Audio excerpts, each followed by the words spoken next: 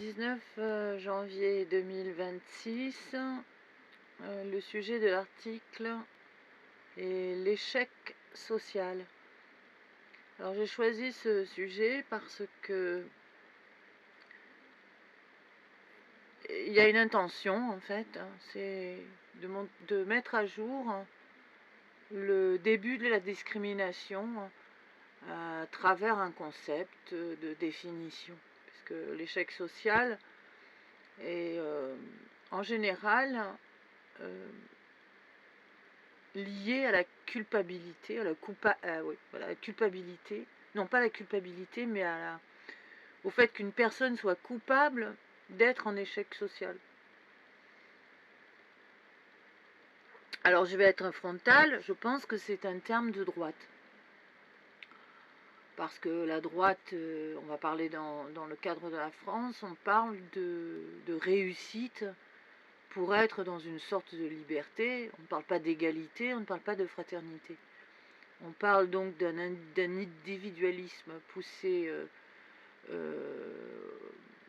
à l'extrême avec comme target d'existence la réussite sociale. Or, l'échec social n'existe pas. La seule chose qui existe, c'est un modèle qui est obsolète. On ne peut pas parler par rapport à une personne que tous les échecs sociaux sont en correspondance avec la nature de la personne qui subit l'échec. Donc je pense que surtout maintenant où nous vivons une période de désolation on va quand même remettre un peu l'ordre du jour. On subit cette période de désolation depuis mai 68, puisque dans les années 60, on ne parlait pas d'échec social. Il n'y avait pas l'engouement à révéler que l'échec social était la finalité pour les 3/4 des personnes. Il y avait un avenir potentiel, surtout par les infrastructures proposées. Donc nous avons travaillé en fait un modèle social qui est en goulot de bouteille et qui s'est resserré pour qu'il y ait le maximum d'handicaps et d'accidents d'existence. Donc l'échec social à l'heure actuelle, c'est plutôt un terme de droite. Puisque d'un point de vue de la logique, tout le monde est en échec social, presque tout le monde. Sauf une petite minorité, comme je ne parlerai pas que ce soit le village d'Astérix, parce que ce serait une plaisanterie grossière, mais il semblerait que ce soit un privilège en fait d'avoir une existence. Donc finalement, tout le monde est en échec social, et vient gratter dans la couche inférieure un travail. Principalement les personnes qui ont un bac+2, bac+3, qui sont qu'on va retrouver dans des professions qui sont censées être accordées à des personnes qui sont simplement un BEPC. Donc au niveau de l'échec social, une personne qui vous dit vous êtes en échec social parce que vous n'avez pas réussi dans votre branche, est une personne qui pense ne pas être acteur de l'existence aussi. Puisque un échec social, c'est aussi un manque d'impact dans ce qu'on appelle le relationnel. Si les personnes qui sont autour de vous ne font pas le rôle de l'existence, on est en échec social très rapidement. On ne peut pas relever en fait cette ineptie. Et l'ineptie est grandissante et très rapide, principalement si on est éjecté de son travail ou éjecté de sa sphère de prédilection. Et si on est éjecté de sa sphère de prédilection, on revient à quelque chose de très archétypal. Il faut une lettre d'introduction. Il faut que quelqu'un soit caution de votre bonne foi, de votre aptitude pour être à nouveau crédité. De son droit simplement à être performant dans une capacité. Donc l'échec social, c'est surtout euh, une mauvaise coordination des aptitudes dans un modèle sociétal. Donc on est principalement dans quelque chose qui est assez... la retombée de l'empirisme, qui est le pouvoir donc industriel,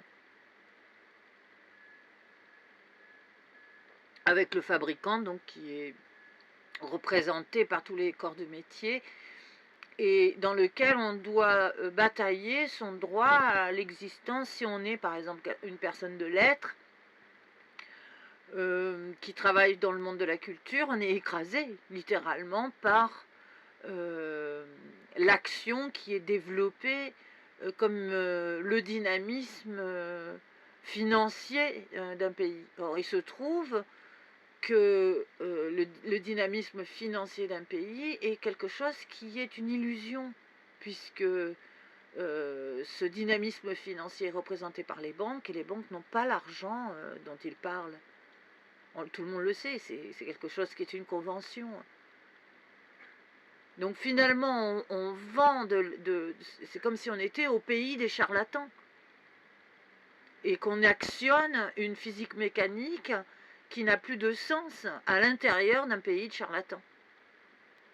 Si on croit aux chimères, si on croit à l'illusion, alors oui, on peut comme ça faire avancer une machinerie qui est soi-disant le cœur nerveux de l'action dans un pays, et sans se rendre compte qu'en fait on est en train de suivre un train fantôme, quoi.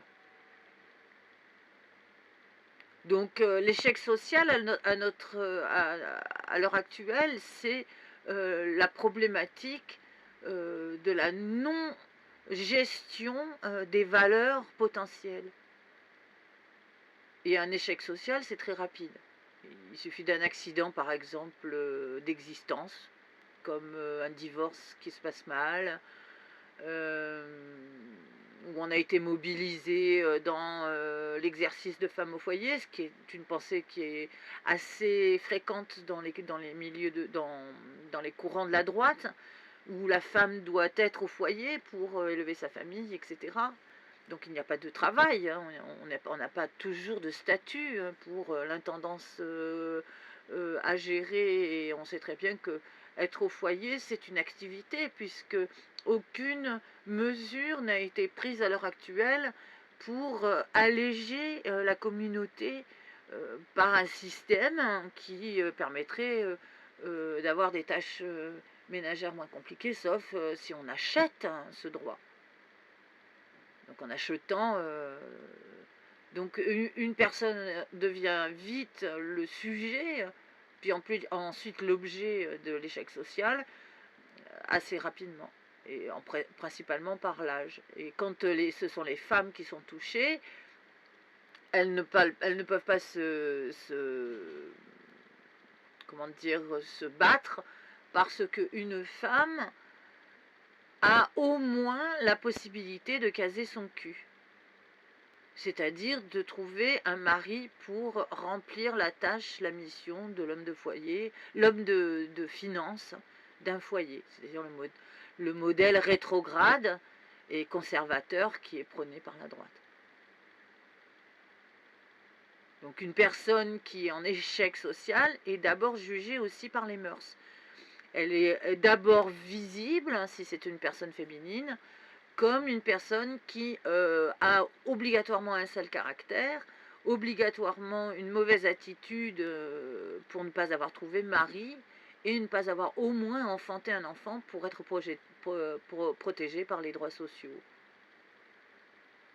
Donc l'échec social, il faut faire très attention lorsque l'on est en confrontation justement avec un cas qui subit justement l'échec social, parce qu'on peut se tromper de victime aussi. Et on peut porter l'opprobre à une personne qui a simplement été éjectée parce qu'il n'y a eu aucune solidarité, aucun réseau actif. Quand on parle, par exemple, je prends un exemple tout simple, d'échec social, ça va revenir très vite à la problématique contemporaine. Une personne ouvre un compte Instagram, poste quelque chose de très pertinent, très flashy, presque comme si elle avait trouvé une formule qui peut devenir virale. Et elle a 3 followers. Parce que personne n'a crédité son compte d'un nombre, personne n'a réussi, ne lui propose de booster son compte, personne ne la sort de sa pauvre misère, et la même phrase fait sortir quelqu'un qui est justement dans l'algorithme parfait, parce qu'il y a un nombre masse efficient de personnalités qui sont accrochées, et elle fait la même proposition, je ne sais pas, comme un slogan ou un chose comme ça, et ça devient complètement viral, et elle s'empoche de l'argent avec ça. Donc en fait, l'inégalité, ça vient de là. Ça vient que le droit d'auteur de quelque chose, de sa propre vie, est spolié constamment. Parce qu'il n'y a pas de neutralité dans notre système. Donc l'échec social est quelque chose qui vient principalement de l'action positionnée au mauvais endroit. Si on avait un système dans le monde du travail qui soit plus performant, il y aurait beaucoup moins d'inepties de ce genre. On ne serait pas en échec social, on serait en rééducation, enfin en repositionnement des valeurs potentielles. Si on est une valeur émergente et avec une très grande disposition, on serait immédiatement propulsé dans un courant, comme dans un courant aquatique. On ne va pas mettre un dauphin dans une espèce de bac comme ça, avec des petites crevettes dedans. C'est complètement idiot. Le pauvre dauphin, il crève au milieu des crevettes. Donc il y a quelque chose de très gore dans l'attitude généralisée à l'heure actuelle. Et le jugement est très rapide. Pour le moment, quand on parle de followers, c'en est le cas. Les 3/4 des personnes qui veulent miser sur une nouvelle personne regardent en premier s'il y a des followers. Si la personne a réussi son place market, sa stratégie marketing. Or, il se trouve qu'on ne peut pas être constamment dans le paraître, ni dans la structure marketing des choses. Donc, tout ce qui est de la réflexion a complètement été élagué, en fait, de notre société. Donc, l'échec social, il va être en constante. Pour n'importe qui, à n'importe quelle échelle, il pourra se retrouver éjecté de son crédit parce que il n'y a plus de considération du travail. Une personne qui est honnête, qui a fait réellement un énorme travail, qui doit retrouver sa sphère, elle se retrouve devant un mur qui est équivalent à sauter un mur de 2 mètres sans pied d'appel, uniquement parce que le rouage de l'existence te demande en fait de faire des journées qui correspondent à 48 heures d'activité dans 24 heures. Il n'y a jamais eu la possibilité de se sortir de cette ineptie. Donc une personne qui est dans l'échec social, il faut regarder aussi les conditions d'existence. C'est ce qu'on regarde d'ailleurs en premier. Et il n'y a pas de considération des conditions. Jamais. Donc on est en fait devant un saccage de plein de personnes. Parce qu'il y en a qui sont en échec social, qui ne sont pas la représentation de l'échec, qui au contraire sont la représentation de l'ingéniosité, qui ont travaillé dur en autodidacte, qui ont thésaurisé leurs capacités d'une façon ingénieuse pour pouvoir procéder à des concepts, et qui ne trouvent pas de place uniquement à cause d'une injustice. L'injustice de la compétitivité qui est maintenant le fer de lance de presque toutes les industries et du monde du travail en général, pour n'importe quel poste. Donc il n'y a pas de sécurité à être dans son droit parce que le droit n'existe pas. On ne peut pas revendiquer ce droit à avoir du travail. On ne peut pas non plus s'upgrader tout seul, hein, parce que pour s'upgrader tout seul, il faut avoir les finances. Et il n'y a pas de mécénat pour ça. Pas de personnes qui sont prêtes à financer ce système pour s'upgrader dans ses capacités. Donc en fait, l'échec social, c'est de la connerie, hein. C'est un terme de droite. C'est une façon de dire, nous voulons un monde spartiate, un monde où si l'individu est éjecté et qu'il n'arrive pas à voler de ses propres ailes pour revenir sur le haut de la falaise, on continuera à le jeter par-dessus la falaise. Il faut être donc dans le culte du surhomme et conditionner son esprit à être dans un modèle régressif, puisque il faut sortir du Moyen-Âge, littéralement, puisque l'opprobre est de la même nature. Elle correspond en fait à un comme si le temps était disloqué, et on ne raisonne pas les gens de la même façon au niveau des impacts qu'ils ont dans leur existence, et surtout s'il y a des drames en fait qui peuvent se passer. Et les drames, ça se passe assez vite, hein. Ça peut se passer aussi comme un fauteuil pour deux, c'est-à-dire une plaisanterie qui tourne de façon graveleuse, qui nous a fait bien rire au cinéma, mais qui est aussi le jeu pervers qu'ont certains directeurs dans leurs entreprises, que de maîtriser en fait le pouvoir du siège. Et nous avons aussi l'ineptie, qui est de ne pas reconnaître la capacité de quelqu'un uniquement parce que la personne n'a pas réussi de sa propre force à s'extraire des eaux et de voler avec des ailes magiques dans son dos. Les trois quarts des prouesses qui sont demandées à un être humain sont des prouesses qui demandent au moins 10 ans, un cercle de 10 ans pour se réédifier. Et malheureusement, un cercle de 10 ans, ce n'est pas possible. Puisque dans le monde du travail, les gens veulent que vous soyez performant dans les 15 jours. Vous êtes 6 mois sans travail, c'est fini, vous êtes grillé. Et les trois quarts des employeurs se tournent vers de la jeunesse. Ils n'ont pas envie de réfléchir le monde avec des systèmes intermittents dans lesquels ils ne peuvent pas positionner leur monde, leur entreprise, leur assurance en fait dans le monde à travers une valeur dans laquelle ils peuvent mettre le quantitatif, pas le qualitatif. Donc tout le monde est extrêmement exigeant dans le monde du travail, et personne ne fournit la première des clés d'existence, c'est-à-dire la sécurité du monde de l'emploi.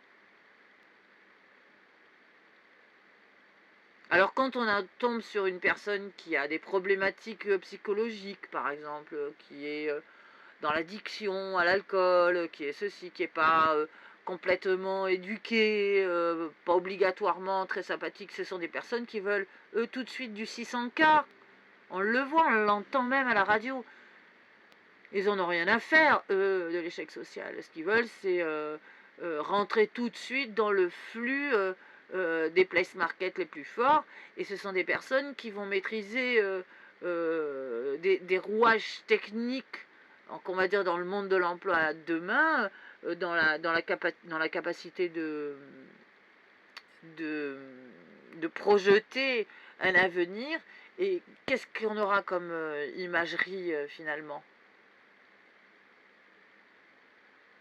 Une maîtrise par le clan, c'est tout.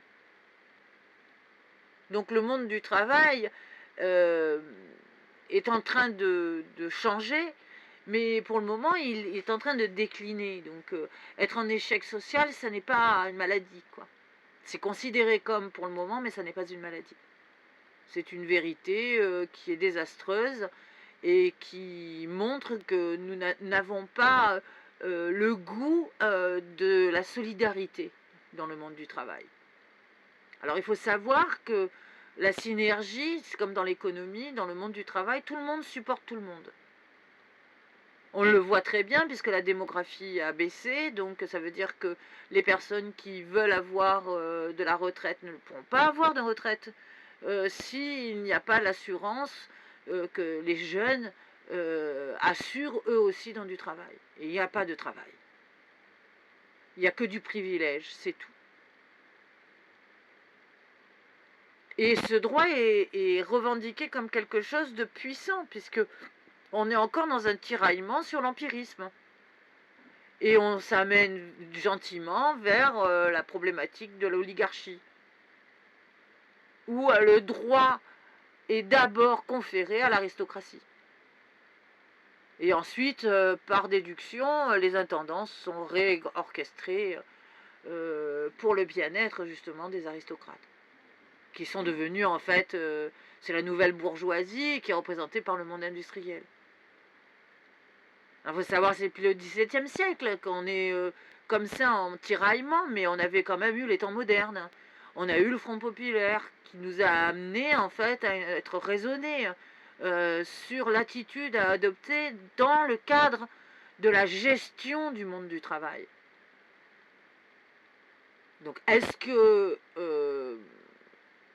on peut arriver à réenchanter le monde du travail par la concertation, c'est-à-dire l'élaboration de nouveaux concepts à exister dans le cadre du bien-être qui est nécessaire à tous, c'est d'avoir une activité. Pour les trois quarts des gens, les gens ne sont pas obligatoirement fanas de travail. Ce qu'ils aiment, c'est être dans la dilettante. Par nature, nous ne sommes pas entièrement faits pour le travail. Donc c'est vrai qu'il y a quelque chose qui est assez étonnant sur la genèse en fait de ce que c'est que le travail ou qu'est-ce que c'est que le salaire, hein, puisque si on suit un peu des émissions sympathiques, on va s'apercevoir qu'on était payé en sel, enfin les gens se payaient en sel, hein, le sel de la vie coûte très cher maintenant. Donc finalement on n'a pas sécurisé correctement les premiers rouages de notre synergie nécessaire.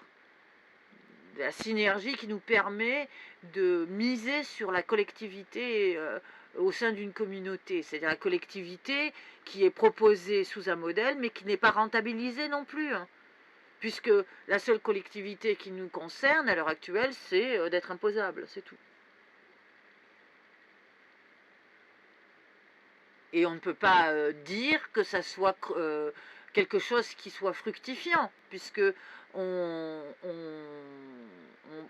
le modèle qui nous est proposé est un modèle de perdition, qui ressemble au misérabilisme le plus hallucinant qu'on ait jamais rencontré dans toute l'histoire de France. Donc l'échec social est quelque chose qu'il il faut mettre un peu d'eau dans son vin quand on juge une personne sur son échec social. Parce que si ça se trouve, encore une fois, nous sommes dans une espèce de paroxysme où Diogène et Alexandre le Grand doivent se rencontrer. Et que l'état philosophe, celui qui réfléchit le monde par la distanciation, doit retrouver ses lettres de noblesse. Et auquel cas, de nouvelles professions aussi vont voir le jour à travers ça. Et de nouvelles infrastructures permettront de déniveler en fait les écarts trop grands qui existent entre le fait d'être éjecté d'une plateforme de création ou une plateforme de gestion en fait des capacités d'un être humain et le monde qui tournoie beaucoup trop vite avec comme imagerie incertaine, une espèce d'hérésie pour l'argent qui n'existe pas. Un argent qui n'existe pas, puisque l'argent est censé aller dans les banques, et les banques, elles prêtent de l'argent qu'elles n'ont pas. Hein.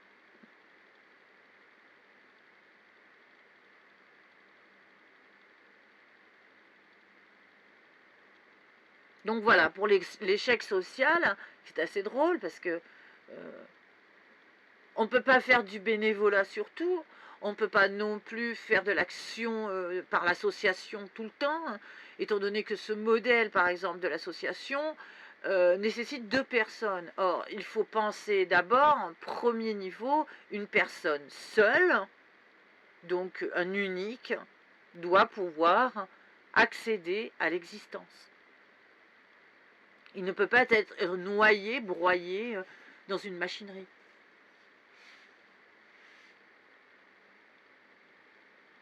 L'échec social est un drame à cause de ça, à cause de l'hermétisme qui est créé autour de l'individu. Et si une personne vient à conforter par sa position, comme ce qu'on a rencontré dans beaucoup de cas de figure, comme par exemple dans Ridicule, une personne qui vient et qui détruit une autre personne qui a essayé de s'introduire dans un milieu, immédiatement le cercle de la perdition peut prendre des allures de calvaire généralisé, c'est-à-dire qu'on ne peut plus réintégrer une plateforme de création si on travaille dans le domaine de la communication. On va retrouver ça beaucoup dans le rouage de la publicité, par exemple. Bon, le rouage de la publicité, on a plusieurs états de fonction. C'est beaucoup dans l'engouement en ce moment. On a beaucoup de web designers, on a des gens qui font des logos, mais encore rien que ça, un logo, et tout le monde est prêt à déchiqueter tout le monde pour avoir le bon logo. Parce que presque tout le monde veut travailler dans un système de communication à l'heure actuelle.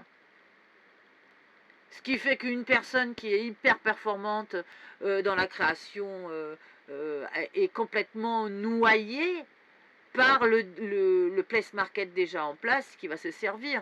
Et est-ce qu'on peut parler d'un échec social à ce moment-là? À partir du moment où on ne peut même pas embrayer dans quelque chose depuis son propre siège, et que votre siège est noyé dans le brouhaha constant de la nécessité ambiante.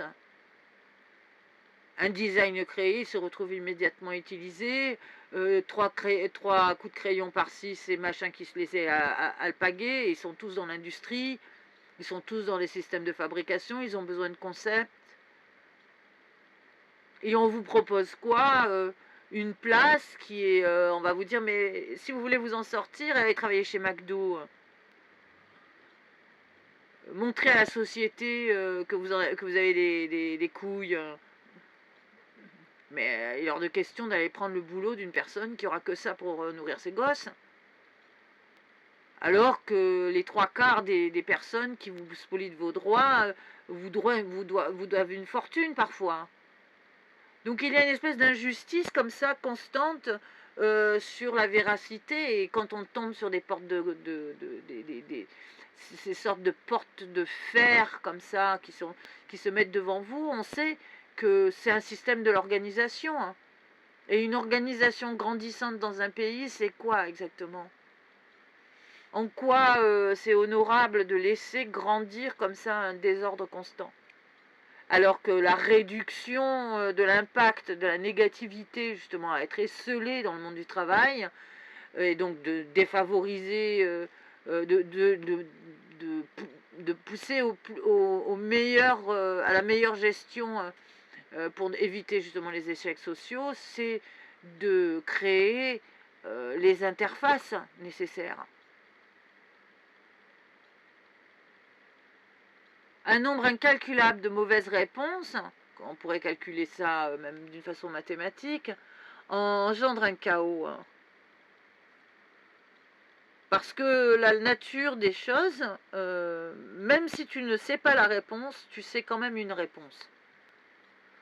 Donc si tu n'as pas de réponse à quelque chose, tu peux quand même miser sur le fait que le hasard sauve les conditions. Il n'y a pas de hasard. Il n'y a plus de hasard. Le monde est généré par des algorithmes, et ce sont les puissants qui ont décidé de jouer à Monopoly. Donc l'échec social, il est presque évident à chaque fois.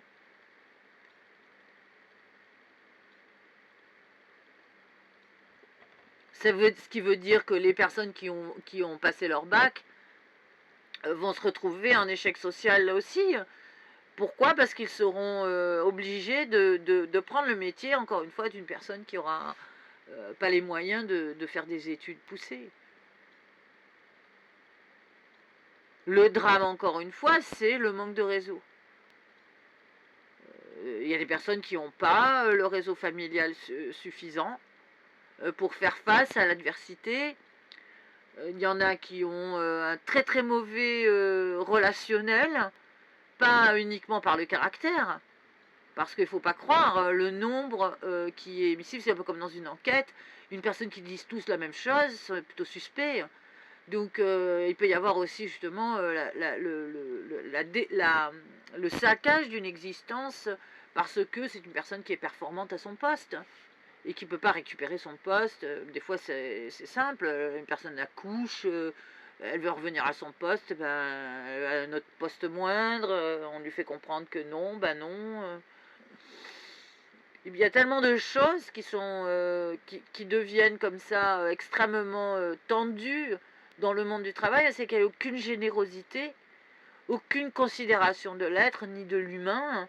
Or, il faut savoir une chose, c'est que c'est l'humain qui est la valeur. Il n'y a pas d'autre valeur à l'heure actuelle sur cette planète. Une personne qui te dit oui, non, mais moi c'est les pierreries. Oui, mais les pierreries, qu'est-ce que tu vas en faire si tu ne peux pas les vendre? S'il n'y a pas d'homme pour acheter tes pierreries.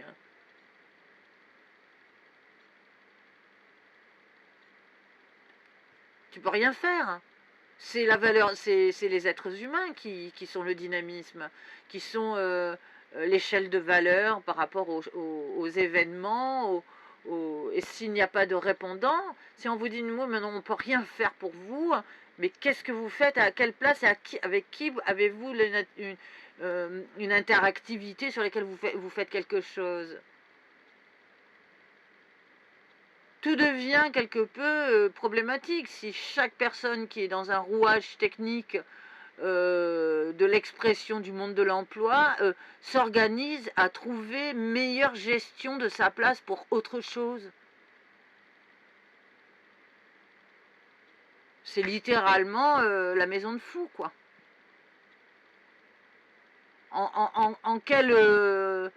En quel critère doit-on croire accréditer aussi un siège qui ne répond pas non plus aux exigences d'un rouage simple? Donc nous avons plein de manquants comme ça, plein d'infrastructures qui favorisent principalement l'échec social. Et quand on demande à un individu de s'accrocher comme s'il était dans un tourment sur lequel on nous propose une petite branche, une brindille, pour tenir comme ça dans un courant de flux d'eau puissant, pour arriver à une autre petite branche et de tenir encore en disant tenez bon, tenez bon, tenez bon. Le temps passe et ne revient pas. Et quand on est vecteur, par exemple, d'un grand renouveau, puisque l'être humain n'est pas censé être reconnu pour sa valeur tant que l'action, justement, le fabricant n'est pas développé, que lui dire à cet homme-là qui est seul, esselé et qui contient, je ne sais pas moi, des milliers d'emplois grâce à son acharnement à revendiquer ce droit d'exister, de créer du concept. Si on fait un biopic, tout le monde l'encensera. Dira quel homme de valeur, d'avoir été aussi patient, d'avoir résisté, d'avoir fait de la résistance intellectuelle face à une absurdité proposée au quotidien, d'avoir été considéré dans l'échec social et de ne pas avoir baissé les bras par le suicide, par...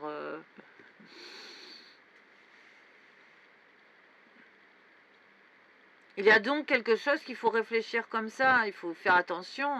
Une personne qui est esselée de son endroit, qui n'est pas la représentation de quelque chose qui nous apparaît juste, en disant mon Dieu, il y a de la valeur, pourquoi est-ce qu'il n'y a personne qui vient cautionner cette valeur? C'est parce que vous êtes le premier, vous avez découvert un nouveau monde. C'est à vous de la créer, cette valeur. Sinon, voilà, le monde perdu, par exemple, avec, je vais reprendre encore Challenger et Summerlee, ça veut rien dire. C'est-à-dire qu'on arrive sur une valeur qui a été dénigrée sur Challenger, et puis d'un coup, on s'aperçoit que en embarquant Summerlee, qui était réfractaire, après l'expérience, ils reviennent, ils sont deux à se battre pour une vérité et ramènent un vestige probant de tout ce travail accompli. Le monde, les temps modernes nous ont proposé ce modèle, nous l'avons embrassé, nous avons tous lu Jules Verne. Nous sommes tous passionnés justement par le côté ingénieux de l'homme. Et nous ne développons pas les valeurs dans la cité autour du monde du travail pour favoriser l'exercice de l'oxygénation grâce à la capacité de reconnaître des gens de valeur qui sont eux aussi en échec social.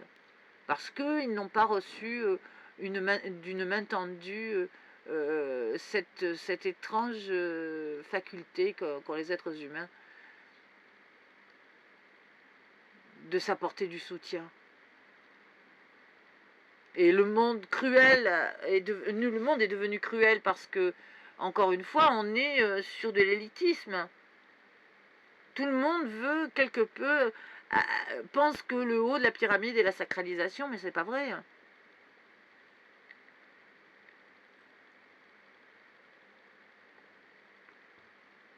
La sacralisation, c'est la synergie.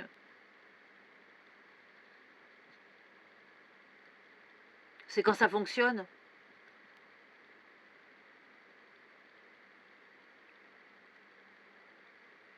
Donc c'est vrai que quand on parle des industriels, on dit c'est censé être le cœur de cité. Donc ils sont quelque peu responsables aussi si on n'a pas non plus notre propre oxygène. C'est-à-dire on ne peut pas vivre sous le joug d'un nouveau dinosaure qui nous empêche de sortir de la grotte. Ils sont censés aussi remplir la mission de sécurité aussi, puisqu'ils sont la représentation du fabricant. On ne peut pas dire que c'est notre nouveau roi. On ne peut pas dire que les industriels sont les nouveaux rois, parce qu'on vit dans un univers assez despotique à l'heure actuelle, ce qui n'est pas du tout intéressant. Le despotisme, c'est pas très intéressant. Ça serait intéressant si on avait la possibilité d'avoir un bon roi, quoi. Mais on n'a jamais eu de bon roi parce que les gens ne sont pas intéressés par la bienveillance. On a parlé de beaucoup d'empathie, de résilience, de cognitif, des termes qui ont jalonné comme ça les 10 dernières années, qui sont l'expression de la considération du monde. On veut absolument être du côté du vivant, on veut participer à des expériences sensorielles fortes, etc. Mais on ne favorise pas les conditions. Donc ce qui reste émergent, ce sont que simplement des univers de charlatans. Et c'est ce que nous avons d'ailleurs. Un bon nombre de personnes qui nous proposent des formations qui ne sont pas des formations, qui sont des devantures. Personne ne peut miser sur ça, il n'y a pas de clarté. On est obligé de fouiller comme ça dans de l'eau bourbe. Ouais, je sais pas comment on dit, espèce je me souviens plus du terme, tourbe, bourbe, enfin bon. Opaque, disons, et chercher quelque chose dedans. Ça ressemble à Fort Boyard, quoi. Il n'y a pas de clarté. Ce qui est agréé au niveau des formations, ça ne va pas donner, ça ne va pas redorer le blason à quoi que ce soit, parce qu'il n'y a pas de répondant non plus. Les gens cherchent des clients à n'en plus finir, donc il n'y a pas de sécurité non plus de ce côté-là. Il n'y a pas de tri en amont, il n'y a pas de gestion, il n'y a pas d'accompagnement possible sur des personnes qui veulent faire de l'auto-entrepreneuriat, ce qui est nécessaire. On ne peut pas comme ça se lancer dans l'auto-entrepreneuriat, sauf si on a une richesse déjà. Si on a déjà au moins 20 à 25 000 euros pour commencer son truc. Donc on est à casino, quoi. Je vais jouer à la roulette. pour rencontrer des sponsors qui sont intéressants, il n'y a pas de gestionnaire non plus. Les banques ne font pas de translation non plus, n'ont pas la possibilité de donner quelque chose à une personne qui a un projet cohérent. Ils veulent ce qu'ils veulent, c'est des cautions, hein. Comme me donnez-vous en caution? Donc il n'y a pas de possibilité de réoxygéner le monde de l'emploi. Donc l'échec social, c'est presque une logique. Les journées font 24 heures. Quelqu'un qui est censé penser le monde, il vaut mieux qu'il soit en échec social et qu'il le réfléchisse le monde. Parce que ça voudra dire qu'il va mettre une pierre de solidité, une pierre de structure, et que au moment où ça sera bankable, tout pourra se mettre en place grâce justement à la physique mécanique, hein, d'un groupe. Puisque toute la problématique du renouveau, c'est ça, c'est la cohérence d'un groupe. On n'est plus sur l'individualisme. Je me souviens plus de l'histoire de Bernard Tapie, par exemple. Mais bon, l'homme qui se fait tout seul, ça n'existe pas. Il y a toujours plus ou moins des personnes qui sont autour, hein, qui favorisent le terrain. Rarement on voit sortir un mec comme ça, qui se fait tout seul, à la force de rien, puisque rien est littéralement l'ennemi numéro un, en fait, du monde du travail. On ne peut pas sortir, quelqu'un qui vous dit vous pouvez partir de zéro, c'est faux, hein. C'est complètement faux.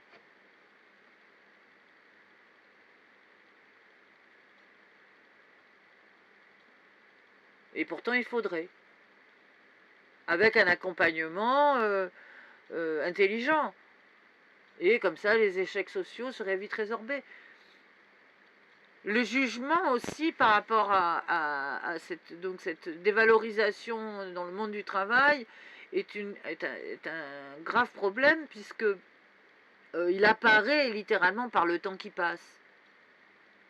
Et là aussi, il faudrait récupérer sa neutralité, principalement par des organismes qui sont censés accréditer une personne de son autonomie dans ses fonctions et dans ses capacités, et qui est tout à fait euh, adéquate pour le poste, sans pour autant être obligé de justifier le nombre d'années qu'on est resté sans travailler. Parce que, encore une fois, un échec social peut vite entraîner une perte de repères sur le temps. Et uniquement aussi parce que la première demande est refusée à cause de ces fameux 6 mois de temps qu'on peut expliquer, parce que les gens n'arrivent pas à comprendre pourquoi est-ce qu'on n'arrive pas à trouver du boulot en 15 jours. Et une société comme ça est une société dangereuse.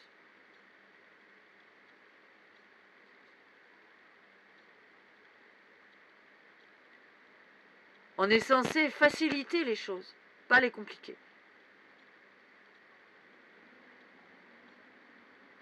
Et c'est en partie la responsabilité des industriels. Puisqu'encore une fois, le monde est une synergie. Si tu n'enrichis pas celui que tu cibles, comment vas-tu faire tourner ensuite ton moulin? Personne ne viendra se nourrir de quoi que ce soit, ni n'achètera quoi que ce soit, si tu ne favorises pas le terrain de ça. Il n'y aura plus d'intérêt, en fait, à ce que la société soit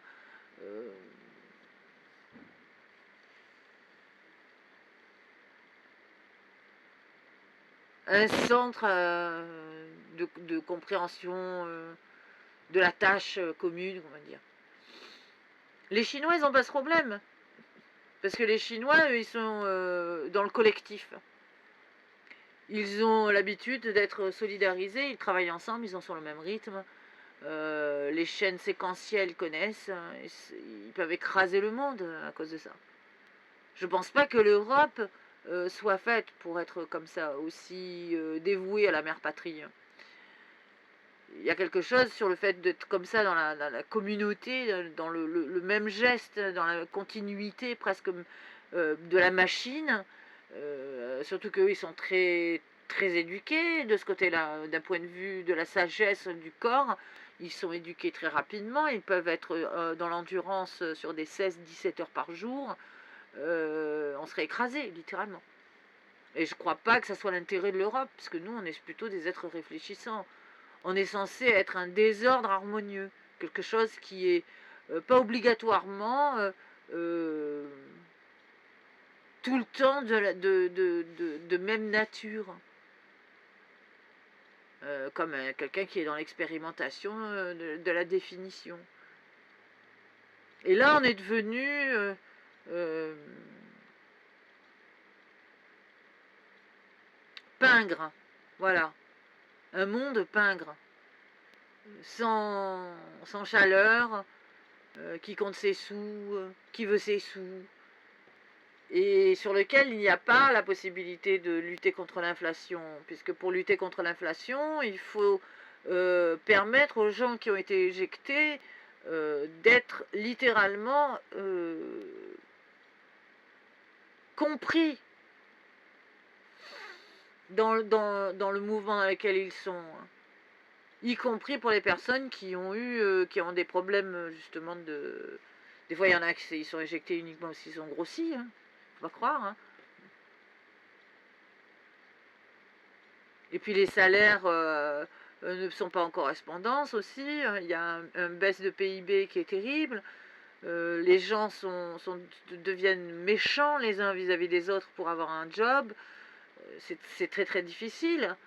On est littéralement dans le pire des cas possibles, comme si on était sous le joug vraiment d'un tyran, quelqu'un qui fait sa loi sur le sol de France et qui refuse de lâcher son pouvoir en fait financier sur ce pays. Alors le monde de la culture en prend plein la gueule, évidemment. Parce que le monde de la culture, ce n'est pas uniquement le rapport sur les ethnies différentes, ni la particularité des ethnies différentes, c'est surtout la perspective, la réflexion qui permet de développer des nouvelles infrastructures et qui, elles, seront le rebond, hein, c'est-à-dire la possibilité de redonner de l'élastique un peu à l'élasticité. Donc c'est à débattre, hein.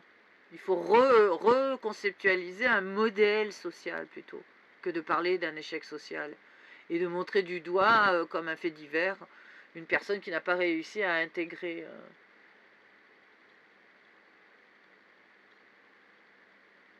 Les artistes sont en plein dedans. Nous, on sait de quoi. Enfin, personnellement, c'est très difficile de discuter son bout de gras si on est acteur ou actrice, si on n'a pas été choisi simplement dans un rôle. Demain, une jeune actrice on n'est pas non plus à la merci d'être dans la comparaison avec Isabelle Adjani ou Catherine Deneuve, qu'on ne détrône pas comme ça. Donc, si vous voulez, c'est une façon de dire que dans le monde, en fait, la place que les gens obtiennent, s'il faut savoir se garer, on ne peut pas se garer sur quelqu'un, quoi. Et qu'on ne peut pas non plus entraîner les gens à se battre les uns contre les autres, parce que sinon on aurait quoi, une ère de gladiateurs. Est-ce que c'est vraiment ce qu'on veut, une arène avec des gladiateurs? Est-ce que c'est notre modèle en fait? Est-ce que c'est notre façon de considérer le monde? Plus de gladiateurs, plus de combats